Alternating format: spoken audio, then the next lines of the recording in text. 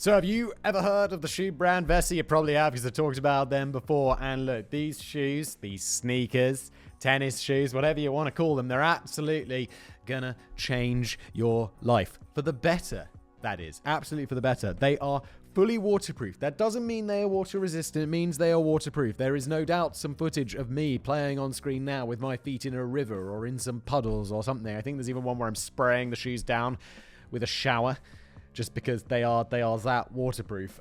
Whatever weather you are dealing with, and look, spring's around the corner, so it's about to get a bit wet, isn't it? There's going to be puddles out. They will keep your socks and your feet bone dry. They're made out of a material called Dymatex, which is a dual climate knit material that keeps you cool in the summer and warm in the colder weather. I've been wearing these ones. These are like the boot style ones for basically maybe a year now, and I wore them all through the summer. I've worn them all through the winter, and they're just perfect for any weather. I don't know how they do it. It might be this Dymatex, or it might be magic. They're comfortable, they're durable, they're breathable. They even have an added lugged rubber outsole for those slippery conditions, and yeah, they're the perfect shoe. So, what are you waiting for? Check out Vessie's at Vessie's website at vessie.com/criminalist and get them in the style. There's lots of different styles, as you can see, and the size that you want. Again, use the code criminalist, 15% off your entire order. There's a link below as well. And now into today's video. The Dunblane and Hungerford massacres were two of the most devastating gun-related tragedies in the UK, leaving behind a trail of heartbreak and trauma. But behind the victims and the statistics lie the stories of the victims, the survivors, and the heroes who risked their lives to save others. In today's episode, we're going to tell the story of the brave souls who fought to save the children in the Dunblane primary shooting. Today, we're going to tell their story. And through these stories, we'll gain a deeper understanding of the impact of gun violence and the importance of fighting for a safer future. Join us today as we shed light on these unspeakable tragedies and honor the memories of those who were lost.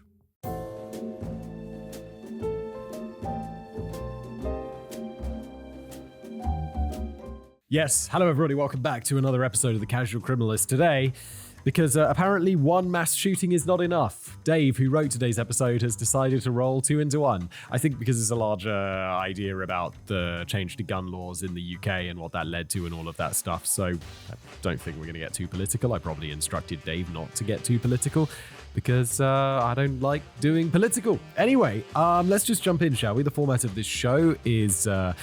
I've never read this before. I am, of course, familiar with these. I'm British myself. These are really very famous. I think one of these is the deadliest mass shooting in UK history, I believe.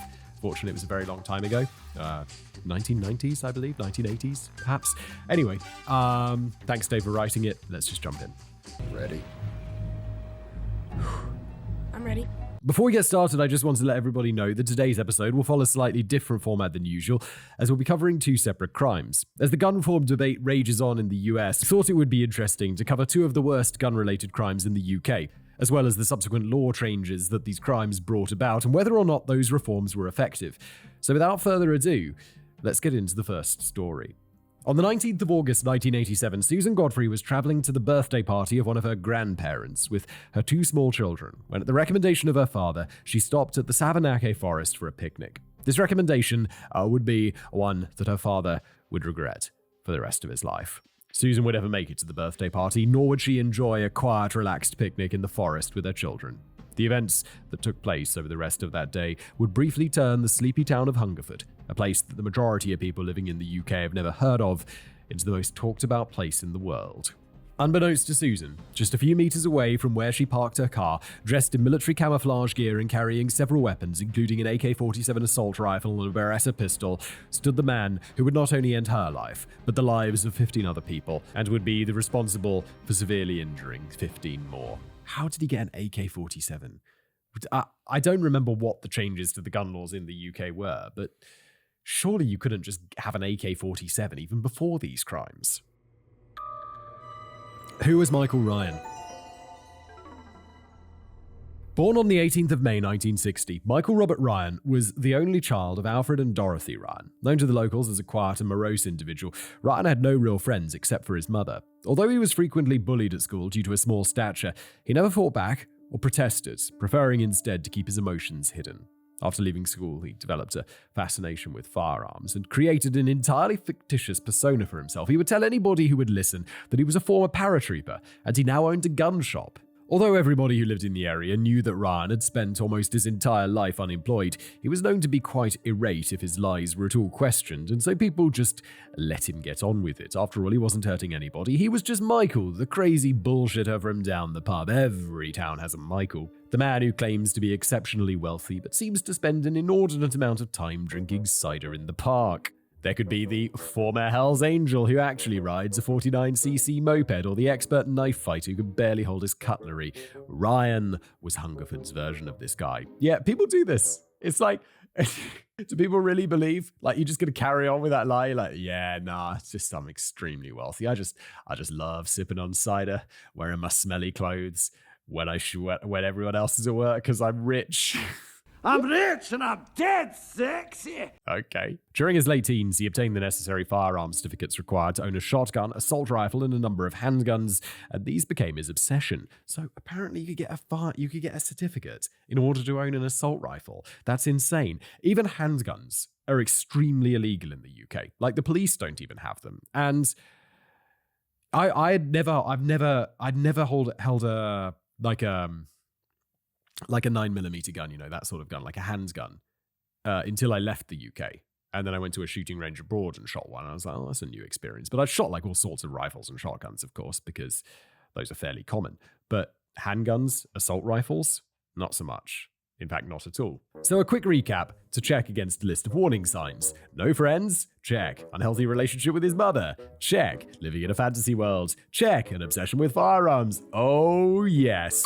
Look, as I'm sure regular listeners will have already noticed, the signs here are not good. The only one we're missing is has a history of torturing animals, and then we'd be all in. As he became more and more obsessed with the exciting life that he'd created for himself within the confines of his own head, he began to engage in even stranger behavior. According to the locals, it was not uncommon for Ryan to be seen creeping around in Savernake Forest dressed in military attire. While several people marked this behavior as unusual, nobody was ever seriously concerned. After all, it was just Michael. A bit weird, but essentially harmless. After the events that took place on that fateful day, police and psychologists alike came to believe Ryan would covertly follow members of the public when they were out for walks, and that he would do this to help fulfill sexual fantasies in which he was a hunter stalking his prey.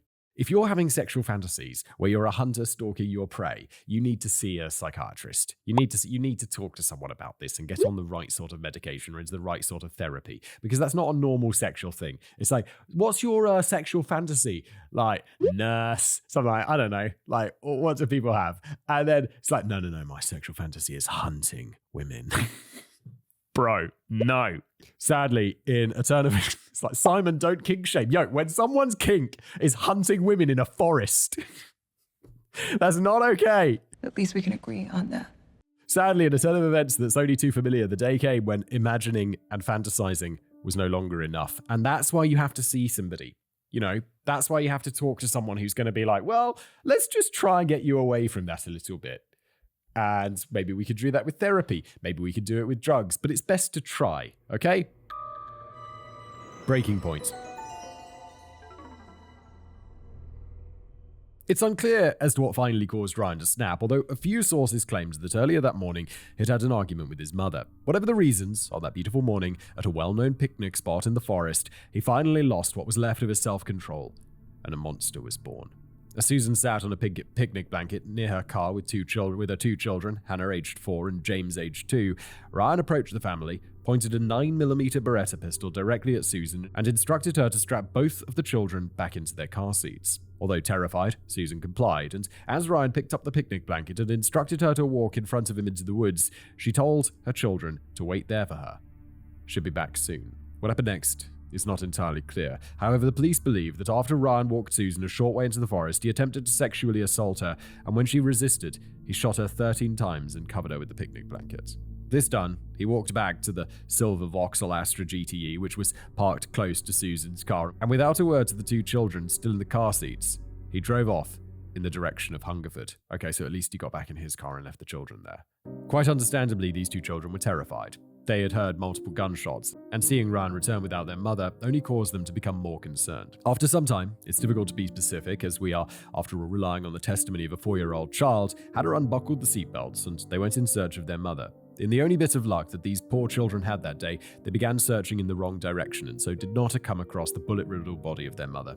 Instead, they ran into Myra Rose, who was out walking in the forest. Although she did not immediately believe young Hannah when she told her that their mother had been shot, she did agree to help look for her. Susan's body would later be discovered by a police officer who, upon noticing her abandoned car with both doors open, stopped to investigate. He would find the body about 250 yards away from the car. The two children would be reunited with their father later that day. It's tough, man. Like, my kids are this age. And I don't know what to say, really. Afternoon of carnage.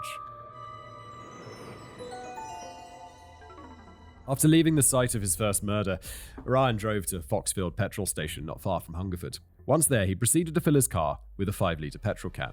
Mrs. Kakoob Dean, the wife of the owner, recognized Ryan as a regular customer, but would later describe him as not particularly nice or chatty. The only reason she paid any attention to him was that he was purchasing a lot more fuel than usual. Whilst her attention was diverted, as she served another regular customer, Ian George, Ryan went back to the boot of his car and retrieved a semi-automatic rifle. When she finished serving George, she looked out the back window and was horrified to see Ryan standing outside and pointing the rifle directly at her.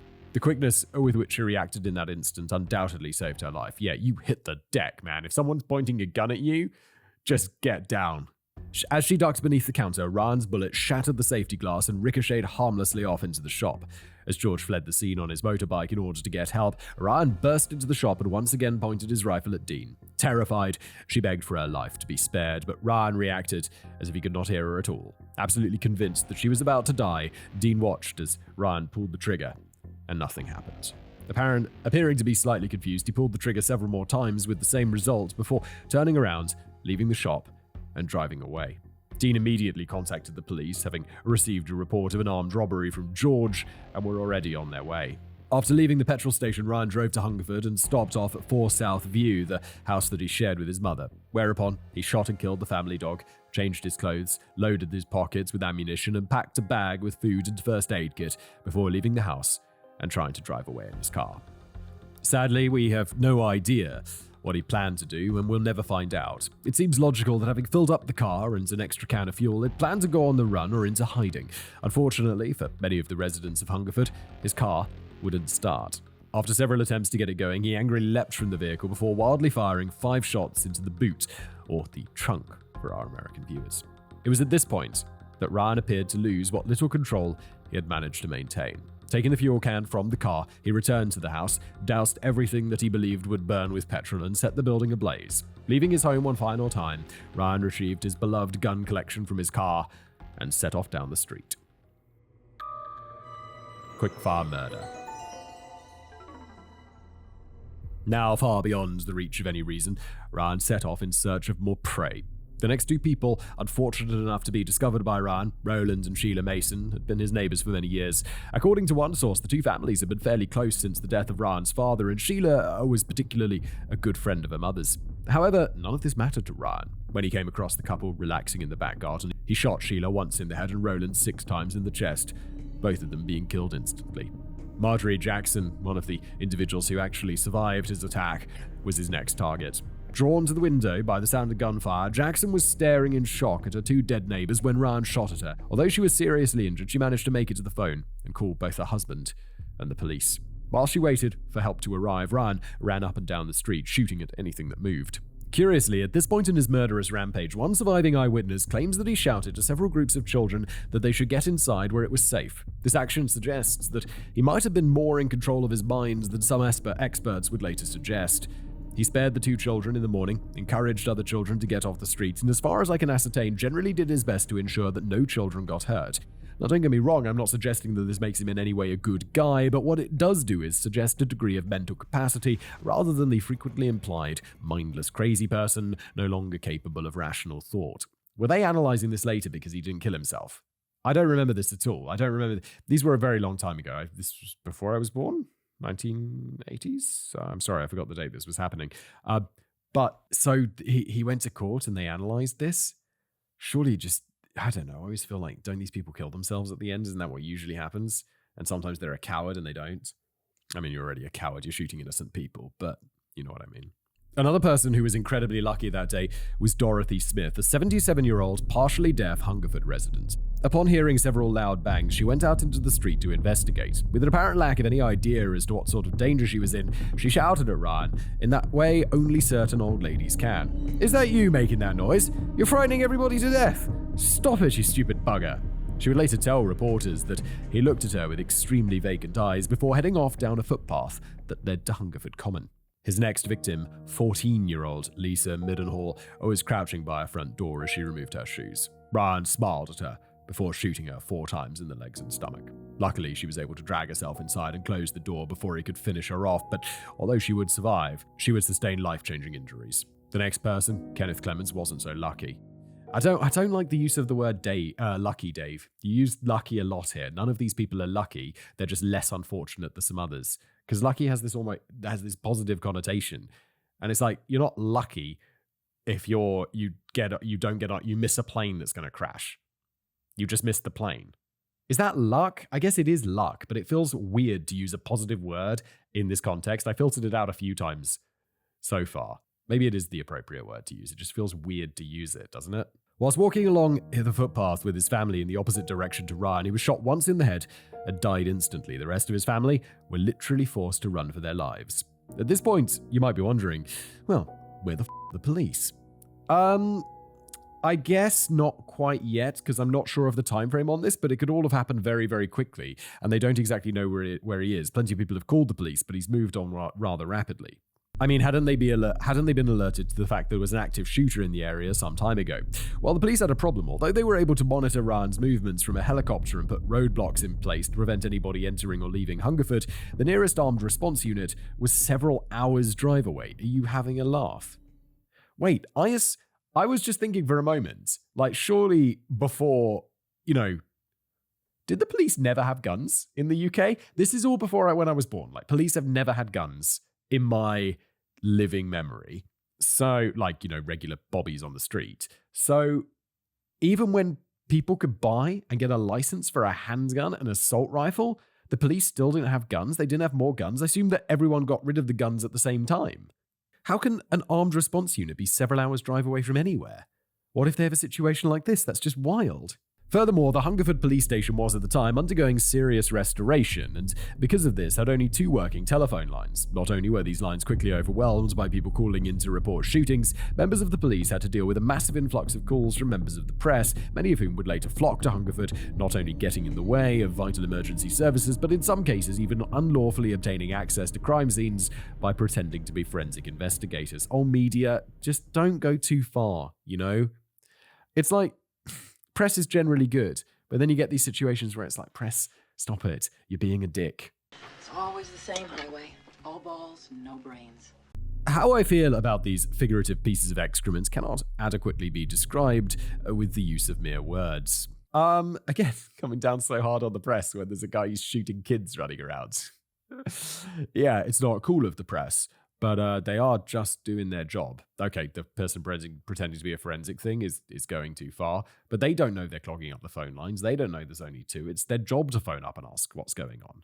Once the police were finally able to spread the word, one Constable Roger Brereton, who, upon hearing what was happening, drove straight to the danger zone in order to assist in any way that he could, was killed on the spot when Ryan fired 23 rounds into his patrol car. This was still not enough to slake his thirst for blood. Now smiling to himself as if this was just another day at the rifle range, Ryan fired a further 11 rounds into the next car that he saw. The occupants, Linda and Alison Chapman, both sustained serious injuries, but would ultimately survive the attack. Having now returned to the area near his former home, Ryan shot and killed his neighbor, Abdul Khan, as he mowed his lawn before turning his gun on Alan Lepetit, a family friend who had installed the security locker in which Ryan was obligated to store his firearms as part of the terms of his licensing certificates. Although he was shot 3 times, including once in the back, Lepetit would make a full recovery after the incident. In an attempt to spread even more panic and despair, Ryan's next target was an ambulance that had been dispatched to one of the many 999 calls made by both the victims and concerned local citizens. Bro, you're shooting an ambulance? I mean, I understand. It's just like, I feel like there's just levels of depravity, right? And then it's like you're literally shooting at the people who come to rescue injured people. Fuck you. Although on this occasion his bullets failed to find a human target, paramedic Hazel Hassler was injured by broken glass. This prompted the ambulance driver, Linda Bright, to reverse the vehicle and drive away from the scene. The fire brigade faced a similar problem. Although the fire had started in its own home, had now spread to several surrounding houses, fire engines were prevented from reaching the rapidly spreading blaze because of fears that the driver and operators may also find themselves in mortal danger. At the time, the danger was still very real. Ryan's next victims, Ivor Jackson and George White, were both shot as they drove past him in the street. Ivor had received a phone call from his wife telling him what had happened, and George had offered to give him a ride home from work so that he could be with her. Ivor would miraculously go on to survive, but George, who was driving, would be killed by a combination of gunshot wounds to the chest and injuries sustained when the car struck the same abandoned police vehicle that Ryan had previously fired upon. As the monster stood surveying his own homemade horror movie set, his mother, Dorothy Ryan, the only person he ever loved, pulled up in the now almost unrecognizable street where a house used to be. Catching sight of her son standing in the middle of the street and holding a gun, she called out to him, "Stop it, Michael. Why are you doing this?" Without answering her, or indeed showing her any sign of recognition or emotion, Ryan pointed his gun at his mother and pulled the trigger 3 times, hitting her twice in the stomach and once in the leg. As she lay face down on the road, he calmly approached her and shot her twice more in the back at point-blank range, killing her instantly. Although in sight of several unarmed police officers, and with a PA system of the hovering helicopter instructing him to put down his weapons, Ryan simply walked away from his latest victim. At 1:30 p.m., almost 2 hours after Ryan began his murderous rampage, the Armed Response Unit finally arrived in Hungerford. Sadly, whilst the authorities were regrouping and getting organised, more lives were going to be lost. 71-year-old Betty Tolliday, who, believing the loud bangs to be children letting off firecrackers, went out into her garden to investigate, was shot once by Ryan. She would survive, but the damage caused by the single bullet would cause her to lose the use of her leg. 26-year-old Francis Butler, who was out walking his dog in the Hungerford Memorial Gardens, was shot 3 times and died at the scene. Marcus Bernard, a local taxi driver who was going to visit his wife and newborn son at the hospital, was shot in the head and killed after briefly slowing his car in order to try and see what was happening.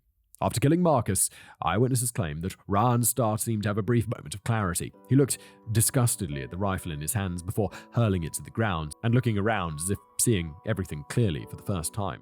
Unfortunately, this brief moment of lucidity didn't last very long, and he quickly retrieved the rifle and started walking away from the center of town. Although at this point, he must have been fully aware that armed response units would shortly be in pursuit, he still took the time to engage in the hunt, shooting at and slightly injuring Anne Honeybone as she passed him in her car before opening fire on John Storms, a local repairman who was sitting in his parked van at the side of the road. Ryan's first shot hit John in the face and he took cover beneath the dashboard. Ryan approached the van, but as he was reloading, a local builder, Bob Barkley, dragged John from the van and into his home. Deprived of his kill, Ryan next turned his attention to the car of Douglas and Kathleen Wainwright, the parents of a local policeman who were driving into town to visit him.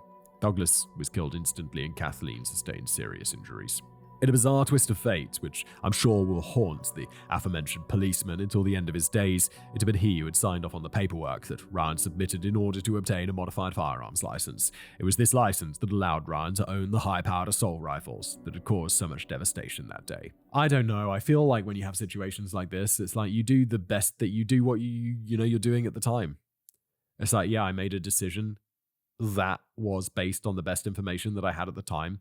And at the time, I felt it was the right decision. I don't think that something like that would haunt me too badly. I could see, it's like, all those tiny little things that you can change in your life and do differently. I don't often think about it because you're often making the best decision that you can at the time. And it might not be the right decision. It might end up being a huge mistake, but you don't want to give your past self too much of a hard time, Using one of these assault rifles, an AK-47, Ryan next shot and killed van driver Eric Vardy when he was on his way to pick up an order, and Sandra Hill, who was doing nothing more sinister than taking a relaxed afternoon drive while listening to some music. Perhaps deciding that he needed a bit more of a defensible position, our killer forced his way into the home of Victor and Myrtle Gibbs. Victor did his best to shield the wheelchair user Myrtle, but it would do no good. Ryan killed them as casually as he had killed so many others that day. From the relative safety of the Gibbs house, he continued to unload his arsenal of weapons upon the people of his hometown. His bullets injured both a man and a woman living in nearby houses, the names of whom I've been unable to find. He also shot at another passing car, killing the driver, Ian Plale, who had been visiting Hungerford with his wife and children. Miraculously, the 3 passengers were completely unharmed. Before leaving his temporary bolt hole, Ryan would shoot one more person. This was George Noon, who, in spite of being shot in both the shoulder and the eye, was also fortunate enough to survive. Final hiding place. At approximately 2 p.m., Ryan was observed by another Hungerford resident, Bert Watley, entering the John O'Gaunt Secondary School, which was, most fortunately, closed for the summer holidays. Bert would later tell reporters that he had his head held down very, very low. You could just see the back of his neck. He didn't turn around, and he was walking very slowly, and he had a handgun in his left hand, heading to the ground, and a rifle over his right shoulder. Bert immediately alerted the authorities, and the school was quickly surrounded by armed police. A standoff had been achieved. Although the 9 officers that surrounded the school were only armed with 38 Smith & Wesson's pea shooters in comparison to what Ryan was packing, at least they knew where he was, and with a bit of luck, they would be able to keep him there and negotiate his surrender. Knowing where Ryan was provided one extra benefit. Finally, emergency crews could tend to the wounded and put out fires without risk of being fired upon. Over a period of 90 minutes, Sergeant Paul Brightwell engaged in a long conversation with Michael Ryan. During that conversation, the sergeant would describe Ryan as being fairly lucid and easy to talk to. He kept asking about his mother and whether or not she was okay. I think that ship has sailed, don't you? Although Sergeant Brightwell was pleased to have established the dialogue, for him there was only one thing to talk about, and that was Ryan's surrender. Every time this subject was broached, Ryan declared that he was not going to come out until he had received news of his mother. Sergeant Brightwell told him that he did not know if she had survived, but he was trying to find out. You shot her twice in the back at point-blank range after shooting her 3 times before. What are you thinking? As the end neared, Ryan shouted that he wished he'd stayed in bed that morning before saying, "It's funny, I killed all those people, but I don't have the guts to blow my own brains out." By 6:52 p.m. it was all over. Ryan asked for the time at about 6:48, and after that he spoke no more. At 6:52, Brightwell heard a single shot from inside the classroom where Ryan was hiding. Initially, the police were concerned that this may be some sort of ruse, so they flew the helicopter past the window in an attempt to confirm whether or not he was actually dead. Unfortunately, nobody on board was able to see him, so a different tactic had to be devised. In the end, a member of the police tactical force climbed onto the roof of the building and with the aid of a mirror on a long pole was finally able to see into the room. In the corner, close to another window and very obviously dead, sat Ryan. Although the police were anxious to completely secure the area, there was one problem that needed to be addressed. During his conversation with Sergeant Brightwell, Ryan had said that he was also in possession of a fragmentation grenade. And so it was, with some trepidation, that members of the tactical squad entered the room that contained Ryan's body and carefully searched for explosive booby traps. Fortunately for those individuals, like many things that came out of Ryan's mouth, the existence of the hand grenade was purely fictional. And so it was that at just after 7 p.m, on August the 19th, 1987, approximately 7 hours after Michael Ryan fired the first shots, the Hungerford massacre was over. During those 7 hours, Ryan had fired 133 shots, killed 16 people, and injured a further 15. Although the shooting was over, the effects of what happened during those 7 hours still clearly resonate throughout Hungerford to this day. Analysis and reforms. Looking back at it now, it's hard to understand how an individual such as Michael Ryan was ever permitted any sort of firearm. Unfortunately, the keywords there are looking back.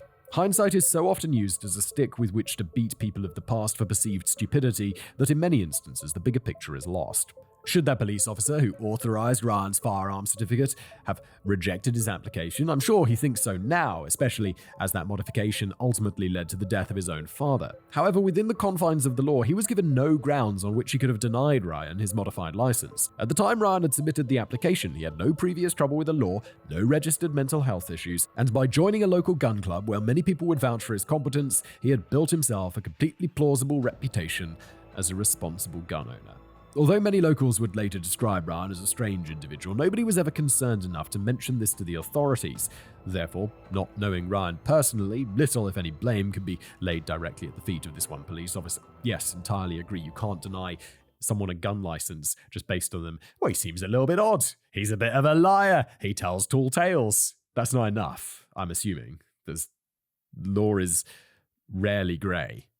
The problem, as is so often the case, was not with the implementation of the law, but rather with the law itself. If anything good came out of the Hungerford massacre, it was the fact that more and more people around the UK began to question whether or not it was a good idea for members of the public to be able to own military-style assault weapons. It seems like such a bizarre thing. I mean, the answer should be, of course not. Yes, I am aware of the tired old NRA-fueled adage that people need guns to protect themselves and protect their families, and I'm somewhat reluctantly not entirely opposed to this viewpoint. Me neither. People can own guns if they want to. I live in a country which has very similar gun laws to the United States, and I have no problem with that. I think owning guns is fine. I think shooting guns, I enjoy shooting guns. I enjoy guns. Do I think there should be restrictions on what guns I can have?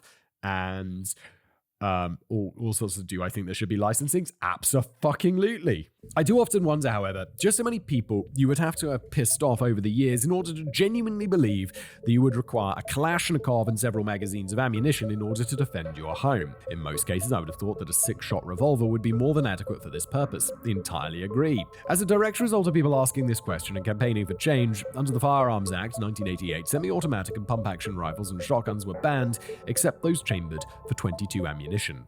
Wait, that's not true for shotguns, is it? Shotguns don't take 22. So semi-automatic and pump-action rifles and shotguns were banned. Okay. Can you have a pump-action? Can you have a semi-automatic 22?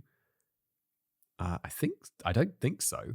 The Act also prohibited more dangerous forms of ammunition, such as that which explodes or contains noxious substances. In addition, shotguns with barrels of 24 inches or longer required a firearms certificate, which is theoretically much more difficult to obtain than a simple shotgun license. Interestingly, the original recommendations for the amendment of the Firearms Act were much more stringent and would have resulted in many more weapons being removed from sale to the public. These strict reforms received some opposition, and rather than attempting to engage in some sort of useful debate, the government at the time, who were keen to be seen as doing something proactive in the wake of the Hungerford massacre, forced through this watered-down legislation. It is probable that the gun ownership laws within the UK may have remained unchanged to this day, if it were not for what happened next. Some 8 years after the 1988 amendment, on the 13th of March 1996, members of the United Kingdom would once again come under fire from a crazed individual with legal access to a collection of deadly weapons.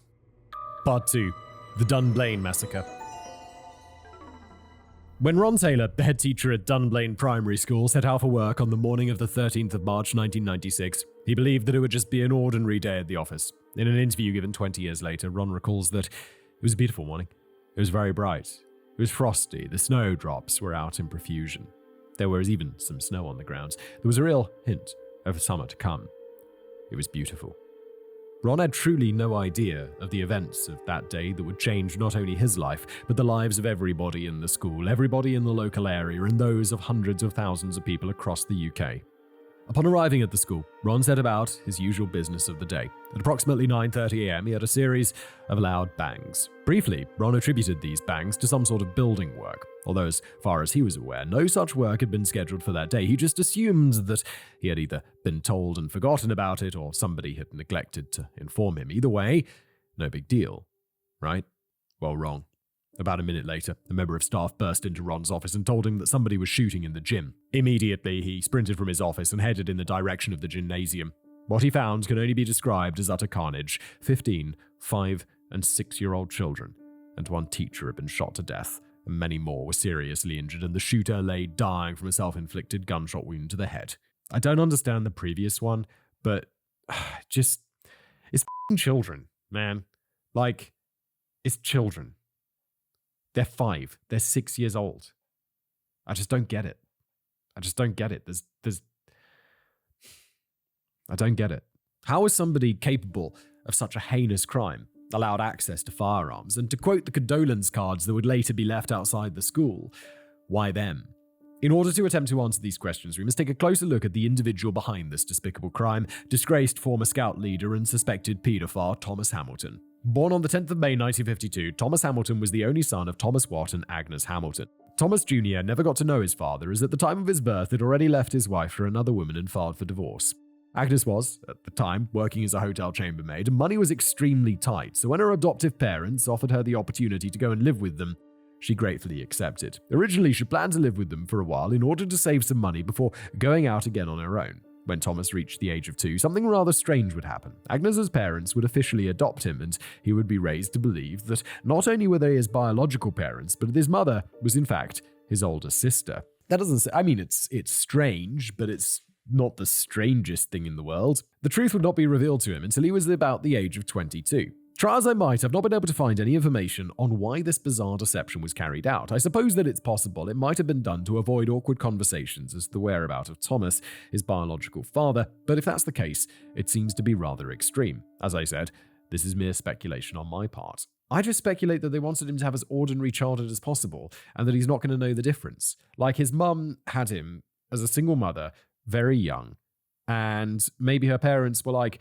well, if we just pretend he's our son instead of our grandson, he can have a relatively normal upbringing, and we'll tell him when he's old enough to be able to mentally handle it. And I think 22 is quite reasonable for that. And is it weird that I don't find this as strange as Dave? During his time in education, Thomas appears to have performed fairly well academically. However, he would discover his two true passions during his early teenage years. These passions took the form of both a local rifle club and also the Boys Brigade. What started out as relatively harmless hobbies would quickly become an obsession. Around 1976, Hamilton applied for and was granted a firearms certificate which permitted him to own, among other things, a large collection of handguns. As well as spending what has been described as an unhealthy amount of time at the local gun club practicing marksmanship, Hamilton also became heavily involved with the local Boy Scouts. In 1973, he achieved his position of assistant scout leader of a troop based in the town of Stirling. It was during this time working with the Scouts that the first alarm bells began to ring. Do you get paid? If you're like in charge of this, is that a job or is that like it's a volunteer thing, right? Because it's only like occasional stuff I was never in the Scouts. I was in we had cadets at school. I was in the cadets. Spent time shooting lots of guns. Or like not lots of guns, but the same gun lots of times. So I was never in the Scouts or anything. But that's volunteer, I think. So he must have a job and he's buying all these guns. During one weekend trip to the Scottish Highlands, an event which was designed to test the survival skills of the young boys, Hamilton is reported to have gone far beyond the recommended limits put in place by the Scout Association. As a result of this, many of the boys returned from the trip in very poor health and in some cases suffering from hypothermia.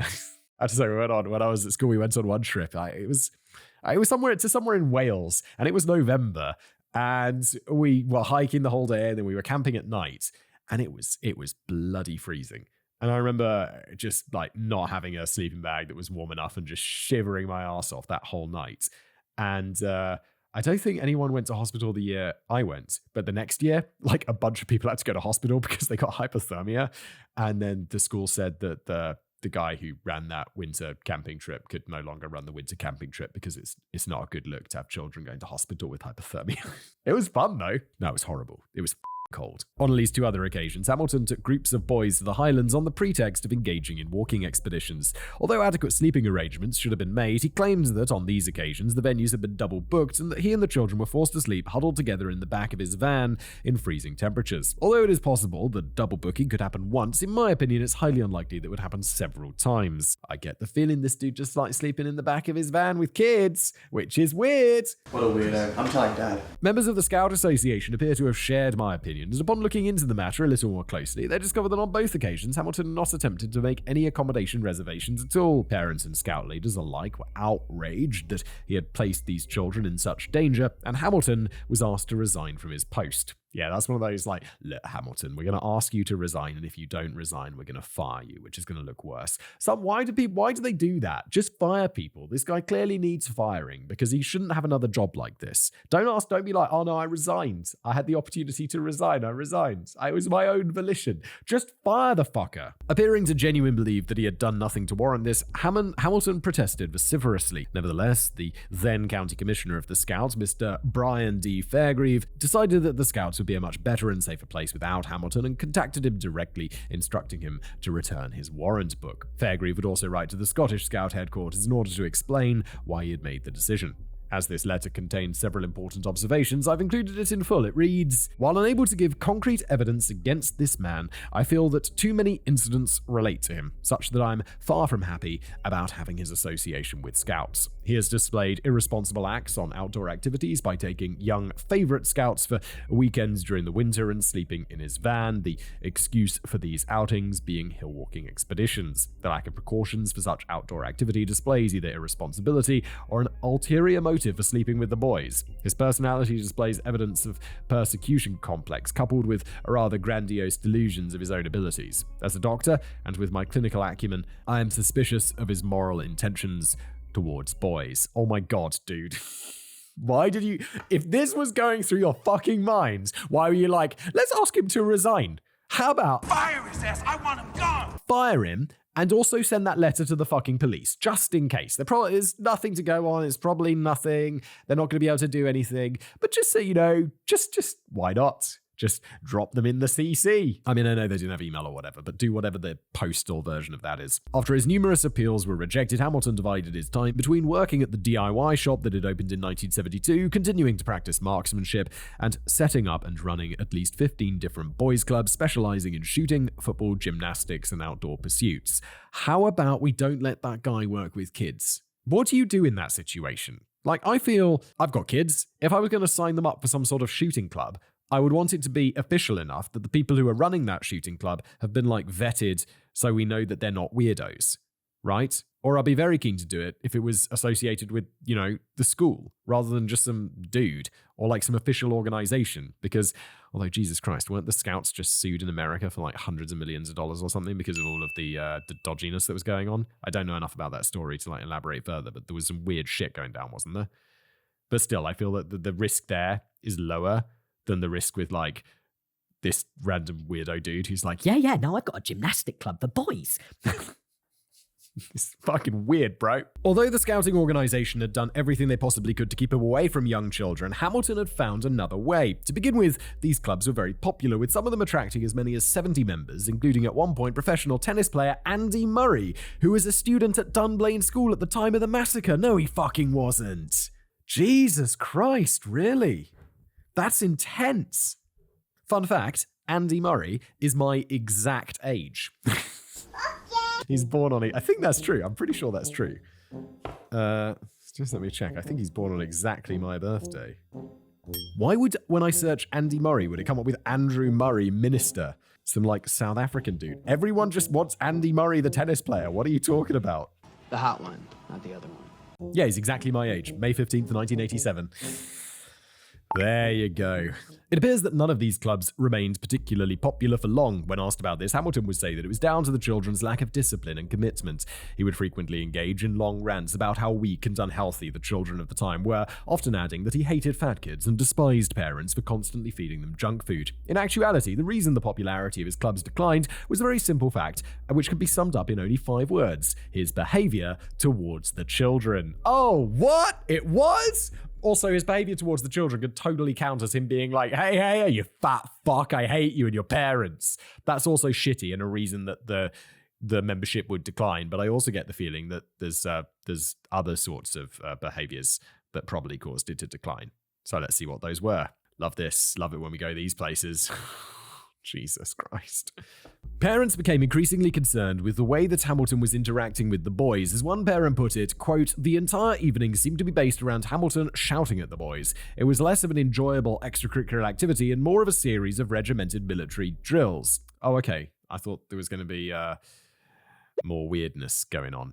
Furthermore, many concerns were raised with regards to just what Hamilton got up to on his weekend trips away. According to the mother of one attendee, Hamilton would instruct the boys to rub sunblock onto his naked body.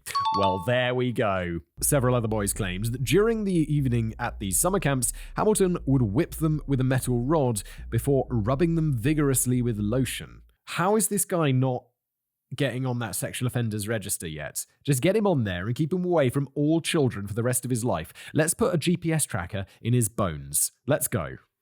How long until... do they have GPS trackers that can go in people's bones yet? I'm looking forward to that. Perhaps more concerning were the hundreds of photographs and videos that Hamilton took during those club meetings. Why is he not on a register? Insisting that the boys only wore tight-fitting swimming trunks during most of these meetings, Hamilton would frequently take both photographs and video footage, and the majority of these focused solely on the swimming trunks area. What the fuck? Get him on a register. When questioned as to why exactly he needed so many photographs of the boys, Hamilton responded that it wasn't entirely necessary for advertising his clubs and that any parent was welcome to have copies of the images. I'd be like, I don't want a copy. I don't want a copy of that. I don't want that. What I want you to do is do not pass go, do not collect £200, go to fucking prison. Go straight to jail. Although some of these images were undoubtedly used for advertising purposes, Hamilton put many of the others to a different use. Hundreds of pictures of young, scantily clad boys adorned the walls of his home, and he kept many more in labelled photo albums. Of course, with so much controversy surrounding him, that's one way of putting it, Hamilton's activities have been reported to the local police. Excellent! However, he was always incredibly careful to make sure that, although questionable, his actions never actually broke the law. Bro, surely... I mean, this is not decent. Surely there's rules against this shit. They're rubbing lotion into his naked body while he's taking pictures of them wearing swimming shorts. If there's not a crime there needs to be a crime. In a letter written by an unnamed police officer's senior colleague, the officer writes, Mr. Hamilton has undoubtedly sailed very close to the wind for many years as regarding the inappropriateness of his methods of alleged tuition of very young, immature, and unsuspecting boys of primary school age. That is, kids younger than 11 Americans. I'm always so confused when I read about your preschool, junior high, middle school, senior school, high school. I'm always like, I have no idea what age that is. Let me explain. Primary school, 4 to 11. Secondary school, 11 to 18. Easy. University, 18 to 21, but I think that's about the same. Concerns, and also then they're adults and they can do whatever they want. You want to be photographed in like really tight trousers when you're 18 or 9? Great, have at it. That's fine. It should be illegal under that age, and it should be double illegal for primary school age kids. And how is there not a law he is breaking? What the fuck, Britain? There must be a law about that now, surely. Concerns would also be raised with regards to Hamilton's unhealthy obsession with his firearms collection. Not only would he frequently allow young children to handle and fire his guns, something that he was not permitted to do within the terms of his firearms certificate, but he also seemed to get some sort of perverse excitement from talking about his guns or showing them to children. One boy, a former member of a football club run by Hamilton, said, I can remember once I was in the minibus. Mr. Hamilton asked us to guess what kind of club he was a member of. We couldn't guess, and eventually he told us he was in a gun club. I asked him what he shot, and he told me he liked to shoot moving things. He told us he had a lot of guns, but to tell nobody. It has also been alleged that during some of his summer camps, Hamilton would drop a group of boys off on a small island, provide them with guns, and encourage them to shoot at any animal they might find.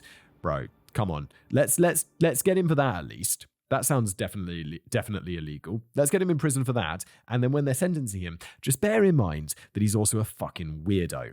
And make that sentence real long and keep him away from children forever somehow. Endangering children with guns, that should be enough to get you on some register to keep you away from children, even if it's not the real reason we're keeping you away from the children. Several people, including one police officer, attempted to have Hamilton stripped of his firearm certificate, but even after the police received reports of Hamilton pointing an unloaded pistol at a man who was visiting his home and pulling the trigger, that's assault, no?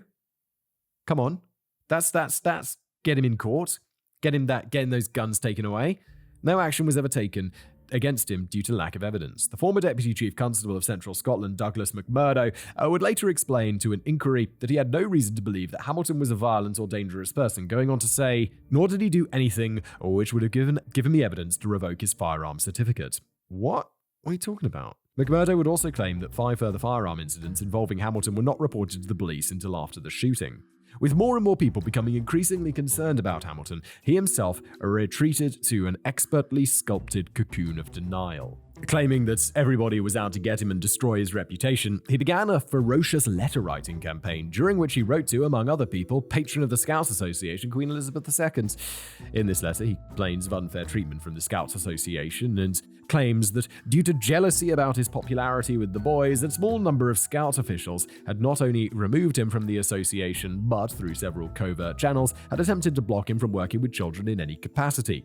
And those are the people that we'll call heroes. The following is a small extract from that letter. Over the past 20 years of youth work, this has caused me untold damage, including council, police, and social work investigations, where they acted as a direct result of information received in absolute confidence from officials of the Scout Association. What? Dude, what are you talking about?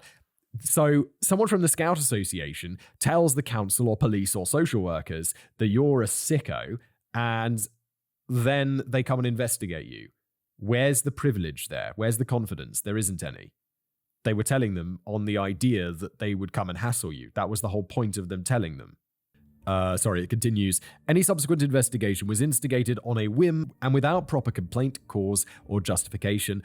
For the purpose of the police complaints procedure, the investigative skills of the police are put into reverse.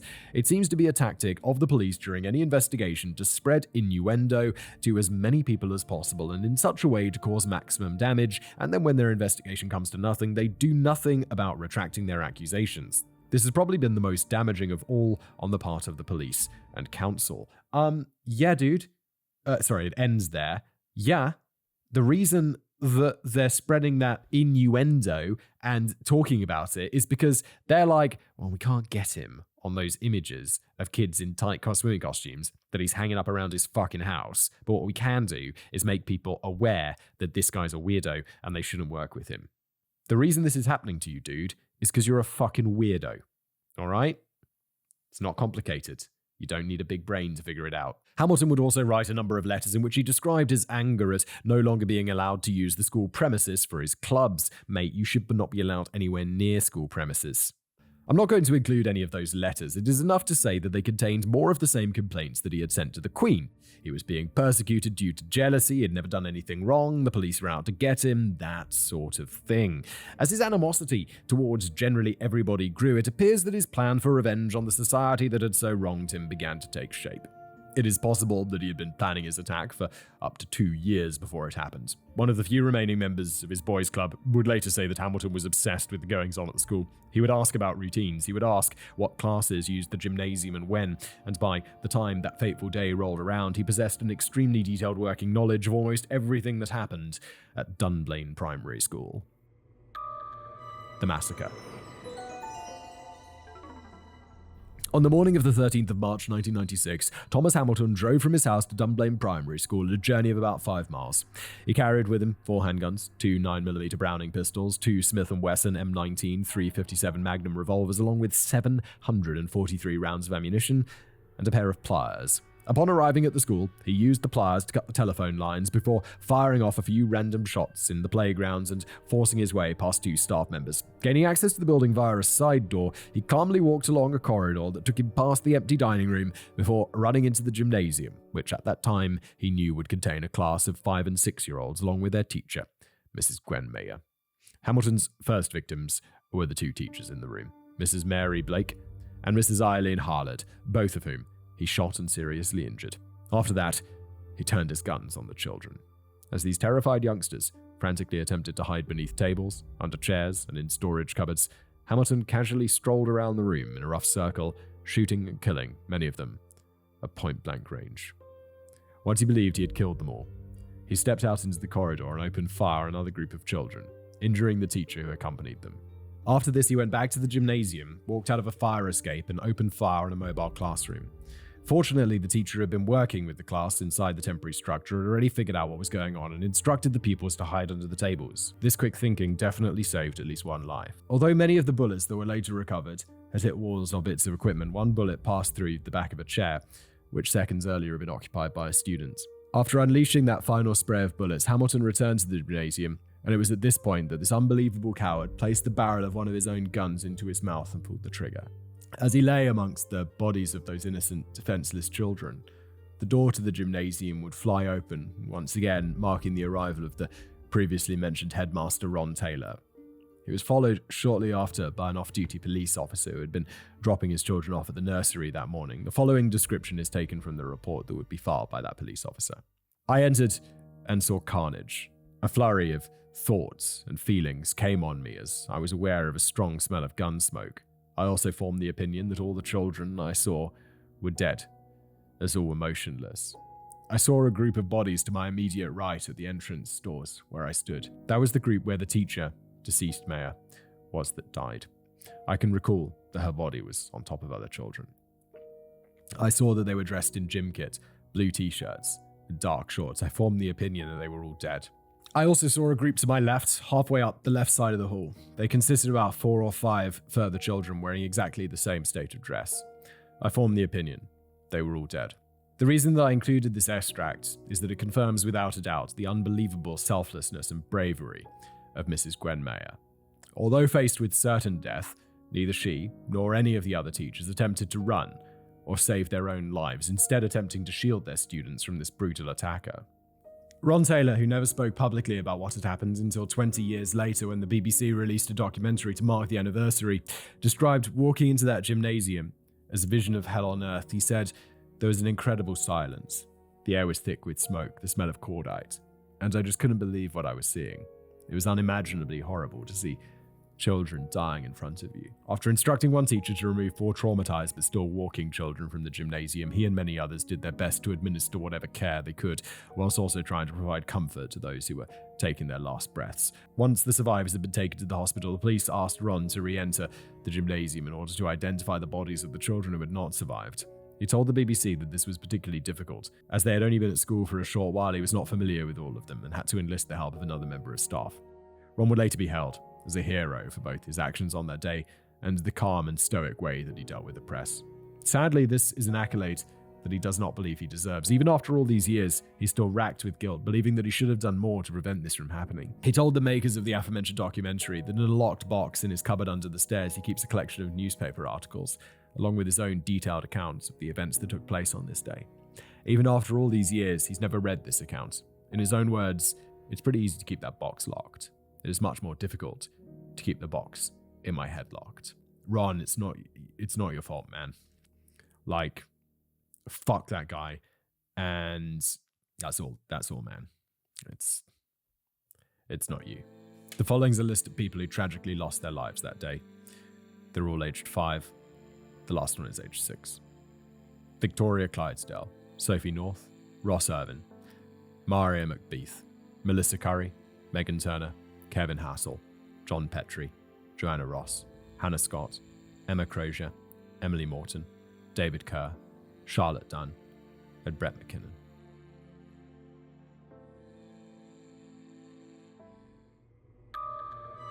Afterwards. Although the parents and wider families did their best to rebuild their shattered lives after this tragedy, the BBC documentary shows that some memories are as fresh now as if they happened only yesterday.